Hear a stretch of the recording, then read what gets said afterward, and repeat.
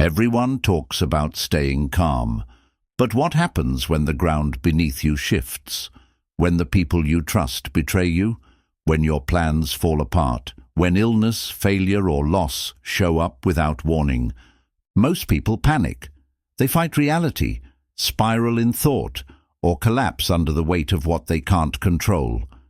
But the Stoics, men who faced war, exile, slavery, political persecution, even death, they responded differently, not because they didn't feel pain, but because they had trained themselves to respond with clarity instead of chaos. Today we're going to explore how the Stoics stayed calm when everything around them was falling apart, not in theory, but in the real world, through stories, raw, uncomfortable, deeply human stories. You'll see how they practiced stillness in storms that would break most people. And by the end of this, you'll have a blueprint to do the same. Because life won't always go your way. But your response? That's where your freedom begins. Story 1. Epictetus, From Chains to Clarity. Imagine being born into slavery. Your body is not your own. Your time is not your own. Even your pain is not your own to manage. You serve at the will of another. You are ordered, punished, silenced. This was the life of Epictetus. He was not born into a family of scholars or leaders. He was born into bondage. His early years spent as the property of a cruel master in the Roman Empire, and it was during these years, long before he ever taught philosophy, that he experienced a moment that could have broken him completely. There are different versions of the story, but the heart of it is this. One day, his master twisted his leg, slowly, painfully. Epictetus remained calm. He warned, "If you keep doing that, you'll break it." His master ignored him. And then it happened. The bone snapped, and all Epictetus said was, "I told you it would break." No screaming, no rage, no collapse into self-pity. He had already made peace with what was not his to control. Now pause and think about that. This wasn't just restraint. It wasn't Stoicism as a nice idea. This was practiced discipline, a calm so deep it remained unshaken even as his body was being physically broken. Epictetus would go on to walk with a limp for the rest of his life, but he never saw himself as a victim, because he had already trained his mind to understand one simple truth. What happens to you is not who you are. Most people live the opposite. If someone disrespects them, they become angry. If life disappoints them, they collapse. If their past is difficult, they carry it like a wound that never heals. But Epictetus taught that freedom isn't granted by society. It's claimed in your mind. He said, "We suffer not from the events in our lives, but from our judgment about them." In other words, it's not the broken leg that causes suffering. It's the belief that it shouldn't have happened. It's the story we tell ourselves afterward. Why me? This isn't fair. I can't handle this. But what if you didn't need to hold on to those thoughts? What if you could choose another way? This wasn't denial. Epictetus didn't pretend that pain wasn't real. He acknowledged the pain, but refused to let it define his identity. His mind remained his own, even when his body wasn't. And eventually, he earned his freedom, not just from slavery, but from the mental chains that most people never question. He became a teacher, and the foundation of his teaching was simple: control your response. Everything else is noise. This story isn't about ancient history. It's about right now. What part of your life feels broken? Where are you giving your power away? What situation are you blaming for your unhappiness? Take the lesson Epictetus lived, not just taught. If it's outside your control, let it go. If it's inside your control, take responsibility. That's the first key to calm. Reclaim your power from the things that were never yours to hold. Story 2. Seneca, Exile, Injustice and the Discipline of Acceptance. Seneca was one of the wealthiest and most well-connected men in Rome, a brilliant orator, philosopher, and statesman. His words held power in the Senate, and his ideas influenced emperors. But all of that status couldn't protect him from injustice. One day, without fair trial or formal charges, he was accused of having an affair with the emperor's sister. The punishment? Exile. Just like that, his life was stripped away. His home, his position, his reputation, gone. Most people, faced with that kind of betrayal, would fall into despair. Anger would take over. They would spend their days obsessing over what happened, replaying the injustice, trying to find a way back. But Seneca didn't do that. Instead, he did something radically different. He used exile as an opportunity. Rather than dwell in bitterness, he turned inward. Rather than trying to force his way back into public life, he returned to philosophy. During his time away, he wrote some of his most powerful works, letters and essays that would become the foundation of his legacy. He transformed exile from a sentence into a sanctuary. Because he understood a truth most people resist. Peace does not depend on place. It depends on perspective. He once wrote, "It is not that we are given a short life, but that we waste much of it." These weren't just poetic words. They were forged in the fire of loss. He lost everything, and still chose not to waste a single moment in resentment. That's the discipline of acceptance, not passive resignation, but active mastery over what is. You don't have to like what happened, but you don't need to let it rule you. Most people think they need to fix the world before they can feel at peace. But Seneca reminds us, peace is a skill, and you practice it precisely when things don't go your way. So ask yourself, what are you fighting that you could be accepting? What injustice are you carrying around like armor, thinking it protects you when it's really just weighing you down? Acceptance isn't weakness. It's clarity. It's seeing the situation for what it is, not what you wish it were. It's the courage to say, this isn't fair, but it is real. Now what will I do with it? Seneca didn't fight exile. He turned it into a forge, and in that solitude he became stronger, sharper, freer. This is the second path to calm. Accept what you cannot change, not with surrender, but with discipline. Use every loss as material for growth.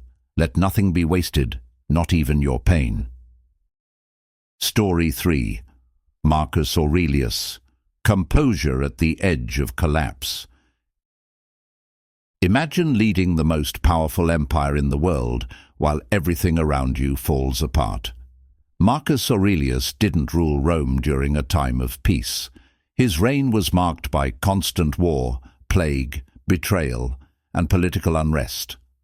The frontiers were under attack. Disease spread through the cities.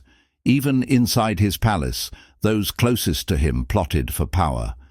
And yet, through all of it, Marcus remained calm. Not because life was easy, but because his mind was trained to see clearly through the chaos. Every night he sat down and wrote, not speeches or proclamations, just thoughts, quiet, reflective, honest conversations with himself. We now call these writings meditations, but he never meant them for an audience. They were his way of staying sane in a world that gave him every reason to break. In one passage he writes, "When you wake up in the morning, tell yourself, the people I deal with today will be meddling, ungrateful, arrogant, dishonest, jealous, and surly. But I have seen the beauty of good and the ugliness of evil, and have recognized that the wrongdoer has a nature related to my own. He wasn't hoping for the world to be better. He was preparing for it to be difficult, and choosing to remain steady anyway. That's what made him great. Not just his power, but his refusal to be ruled by emotion. He felt grief, frustration, exhaustion. He admits as much in his writing, but he refused to let those feelings dictate his behavior. And that is the essence of calm, feeling everything and reacting with nothing but wisdom. Most people live reactively. If someone is rude, they snap back. If plans fall apart, they fall apart too. But Marcus had trained himself to expect difficulty and meet it with composure. That's not pessimism. That's preparation. And it's something you can start practicing right now. Think about your day. Who will challenge your patience? What will test your peace?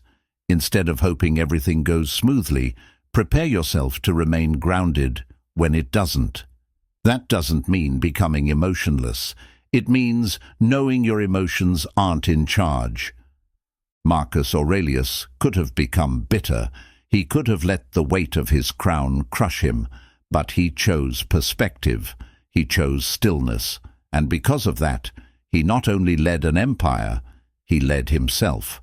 So here's the third key to staying calm when everything goes wrong. Expect hardship. Don't resist it. Don't be surprised by it. Train for it.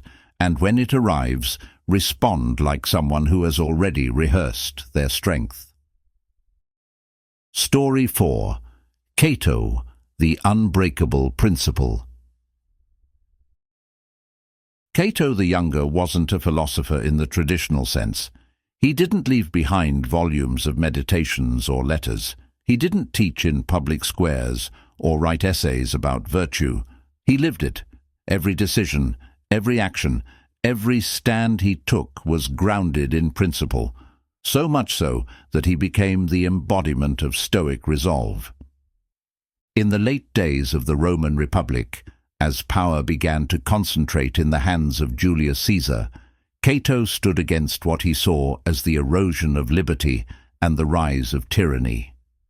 While others compromised out of fear, ambition, or convenience, Cato refused.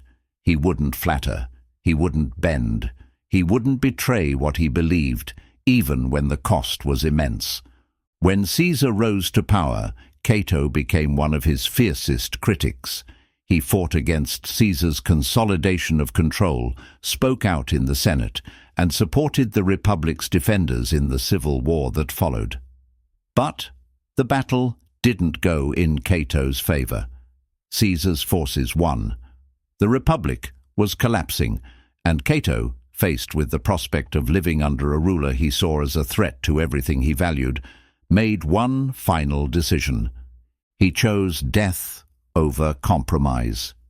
He took his own life, not as an act of despair, but as a final declaration: I will not live under a tyrant. His enemies saw it as stubbornness. His followers saw it as heroism. The Stoics saw it as integrity taken to its highest form. Seneca, years later, would write of Cato: he had more spirit than anyone who ever lived. He did not retreat before fate. He did not plead with fortune. He simply stood firm. Now, this story may seem extreme, and it is, but the lesson doesn't require a battlefield or a tyrant to apply. Cato reminds us that calm is not always quiet. Sometimes staying calm means staying grounded when the world pressures you to abandon your values. It means refusing to be pulled by fear, popularity, or convenience. It means standing so firmly in what you believe that even chaos can't shake you. Think about your own life.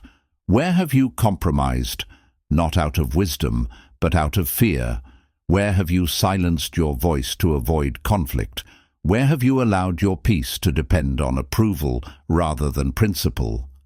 To stay calm in a collapsing world, you need something unshakable to stand on, That foundation is your values, not borrowed ones, not trendy ones, your own, discovered, tested, and chosen.